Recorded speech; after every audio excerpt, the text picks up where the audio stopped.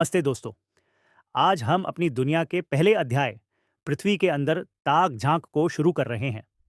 जैसे हम किसी फल को काटते हैं, वैसे ही अगर हम पृथ्वी को काट कर देखें तो हमें तीन मुख्य परतें लेयर्स दिखाई देंगी।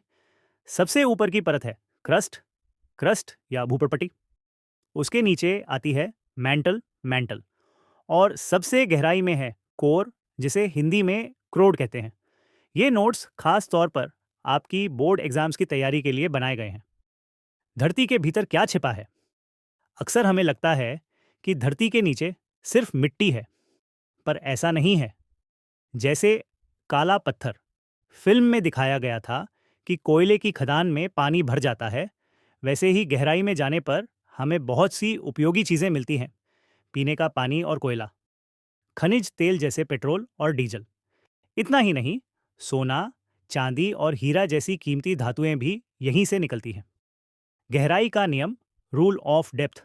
दोस्तों, क्या आपने कभी सोचा है कि जैसे जैसे हम जमीन के नीचे जाते हैं, क्या बदलाव आते हैं? नीचे जाने पर दो चीजें बहुत तेजी से बढ़ती हैं: तापमान, टेम्परेचर, और दबाव, प्रेशर। इसका एक पक्का एग्जाम फॉर्मूला याद कर लीजिए। हर 32 मीटर की गहराई पर तापमान 1 डिग्री सेल्सियस बेआरैज जाता है। इसी वजह से धरती के अंदर बहुत अधिक गर्मी महसूस होती है। धरती एक प्याज की तरह। धरती की बनावट को समझने का सबसे आसान तरीका है एक प्याज। जैसे प्याज में परतें होती हैं, वैसे ही धरती भी तीन हिस्सों में बटी है। भूपर्पटी SIAL, सबसे ऊपरी हिस्सा; मेंटल SIMA, बीच वाला हिस्सा; क्रोड NIFE, सबसे निचला और अंदरूनी हिस्सा। पहली परत भूपर्पटी क्रस्ट, ये सबसे काम की परत है क्योंकि हम इसी पर रहते हैं। इसे सियाल सियाल भी कहा जाता है। सियाल का मतलब है Si silica plus L aluminium. हमारे चापाकल का पानी, कोयला और सोना इसी परत में पाए जाते हैं। दूसरी परत मेंटल मैंटल, क्रस्ट के ठीक नीचे वाली परत को मेंटल कहते हैं, जिसे सीमा के नाम से भी जाना जाता है। यहाँ Si सिलिका और Ma मैग्नीशियम मुख्य रूप से मिलते हैं। सबसे दिलचस्प बात यह है कि ज्वालामुखी वोल्केनो फटने पर जो लावा बाहर आता है, वह इसी परत से आता है।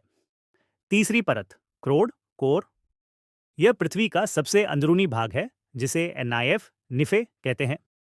यहाँ Ni निकेल और Fi लोहा स्लैश फेर्रम जैसे सबसे भारी तत्व मिलते हैं।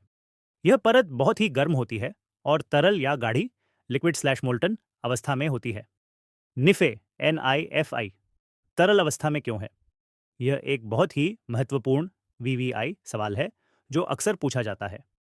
इसका उत्तर यह है कि गहराई में तापमान और दबाव इतना अधिक होता है कि चीज़ें ठोस सॉलिड नहीं रह पाती।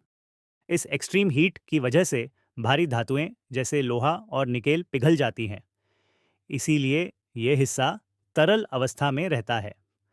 क्विक रिवीजन टेबल एग्जाम से पहले बस इस टेबल को देख लीजिए।